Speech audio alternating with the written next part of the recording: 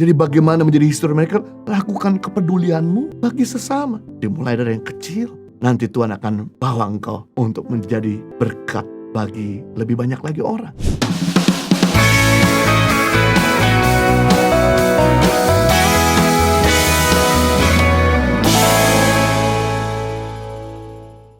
Kita perlu jadi inspirator. Inspirator adalah seseorang yang sibuk mengubah dirinya sendiri sehingga dia jadi sumber inspirasi untuk orang lain berubah. Saya ingat waktu saya menikah awal-awal bersama dengan Henny, di mana Henny lahir dibesarkan dengan mandiri, sedangkan saya dibesarkan dengan tiga adik kandung dan mama yang notabene mama perempuan, dan saya punya 2 adik kandung perempuan. Jadi ketika kami pindah ke Australia, semua diatur, ditata, dibantu cucikan baju, disetrikain, diatur rumahnya, dibersihkan. Sehingga saya jadi orang yang semua serba dilayani. Sedangkan Henny di usia 14 tahun dia harus ngurus dirinya sendiri. Bahkan dia harus ngurus kakaknya, dia ngurus juga adiknya. Makanya ketika kuliah di Australia, Henny sudah kerja untuk self-support, untuk kuliah sendiri dan hidup, untuk bisa membiayakan hidup sendiri. Nah ketika kami masuk dalam pernikahan, itu terjadi perbedaan. Dimana kalau saya habis mandi, saya taruh handuk sembarangan, kursi, tempat tidur. Istri saya berkata nggak bisa, kamu harus taruh pada tempatnya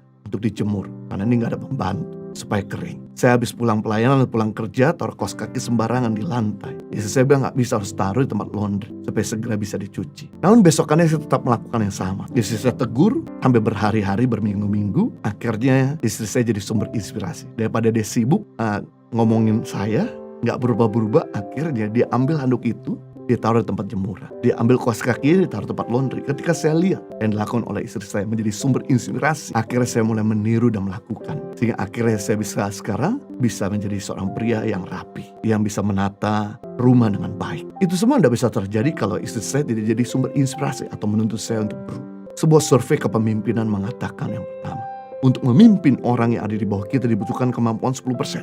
Yang kedua, untuk memimpin orang yang selevel, orang yang sebelah kita, dibutuhkan kemampuan 15%. Yang ketiga, untuk memimpin orang di atas kita dibutuhkan kemampuan 25%. Tapi untuk memimpin diri kita sendiri dibutuhkan kemampuan 50%. Jadi, ketika kita mampu memimpin diri kita sendiri, maka dengan mudah kita memimpin orang di bawah, di samping, dan di atas kita. Namun jika kita tidak mampu memimpin diri sendiri, maka kita akan sulit memimpin orang di bawah, di samping, bahkan di atas kita. Itu sebabnya penting di sini untuk tidak menuntut dulu orang lain. Kita perlu untuk mengubah diri kita. Orang mudah melupakan apa yang kita kerjakan, tapi orang tidak akan pernah lupa apa yang kita perbuat. Perbuatan kita ini lebih berbicara keras daripada jutaan kata-kata indah kita. People doesn't care how much you know until they know how much you care. Orang gak peduli seberapa banyak Anda tahu sampai mereka tahu seberapa peduli Anda sama mereka. Mungkin orang mudah lupa namamu, jabatanmu, pencapaianmu, tapi mereka tidak akan pernah lupa akan kesaksian hidupmu, akan kebaikanmu kepada mereka. Jadi kalau kita mau jadi history maker dan bukan jadi troublemaker, maka kita wajib merubah diri kita sendiri. Dari manusia yang sombong jadi manusia rendah hati. Dari manusia yang egois jadi manusia yang peduli kepada orang lain. Dari manusia yang kikir jadi manusia yang murah hati. Dari manusia najis jadi manusia yang suci. Dari manusia hati yang sempit jadi manusia yang punya hati besar.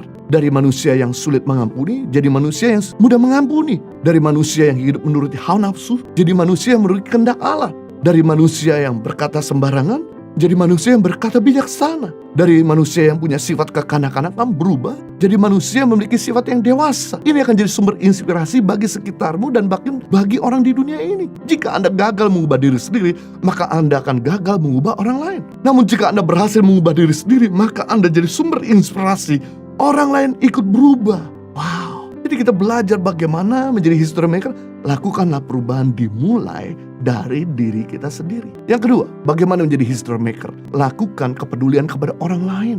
Matius 5:16. Demikianlah hendaklah terangmu bercahaya di depan orang, supaya mereka melihat perbuatanmu dan memuliakan Bapamu yang di sorga. Jadi mari kita punya terang yang bercahaya di depan orang supaya mereka melihat perbuatan yang baik dan memuliakan Bapa di surga. Dari perkataan Tuhan Yesus ini sedang memberitahu bahwa terang, kasih, kepedulian sudah ada dalam diri kita. Kita sudah punya kemampuan untuk melakukan kasih, kepedulian, terang, jadi garam. Yang perlu kita lakukan adalah salurkan. Lakukan sesuatu, jangan diam saja, supaya mereka melihat perbuatanmu yang baik dan memuliakan Bapa yang di surga. Berarti kalau kita tidak pernah menunjukkan perbuatan yang baik, maka akan memalukan nama Bapa di surga.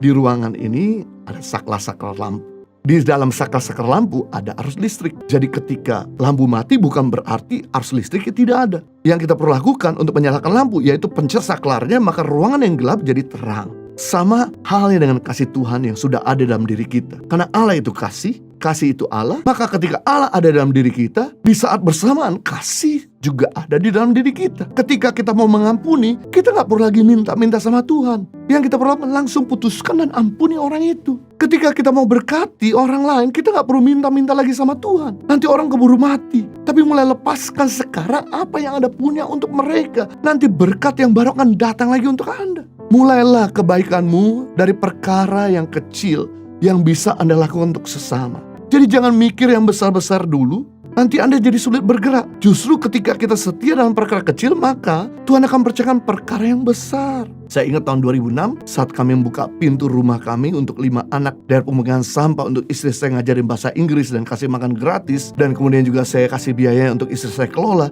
menolong anak-anak tersebut. Maka sekarang 16 tahun kemudian, karena kami setia untuk mengelola yang kecil, sekarang Tuhan percayakan 6.000 anak-anak yang kami bina. Dan Tuhan tidak akan pernah percayakan 6.000 anak kalau kami itu tidak setia dalam perkara kecil dan tidak mulai dengan 5 anak di tahun 2006. Jadi kita ini jangan lihat keberhasilan seseorang hari ini, tapi lihat perjuangannya yang dia lakukan dalam tahun-tahun sebelumnya.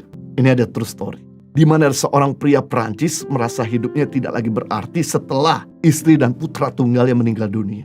Dia pun meninggalkan ladangnya yang subur, yang ada di lembah, untuk bisa melupakan rasa duka. Lalu membawa seekor dombanya dan pergi ke daerah Covenant, daerah yang hanya tersisa reruntuhan sebab penduduk sudah pergi dan meninggalkan daerah itu. Menyaksikan keadaan tersebut, terpikirlah olehnya untuk menanam pohon agar daerah itu tidak lagi menjadi gurun. Saat mengembalakan domba, ia mulai memungut biji pohon oak sebagai sebanyak-banyaknya. Setelah 3 tahun, ia berhasil menanam 100.000 pohon.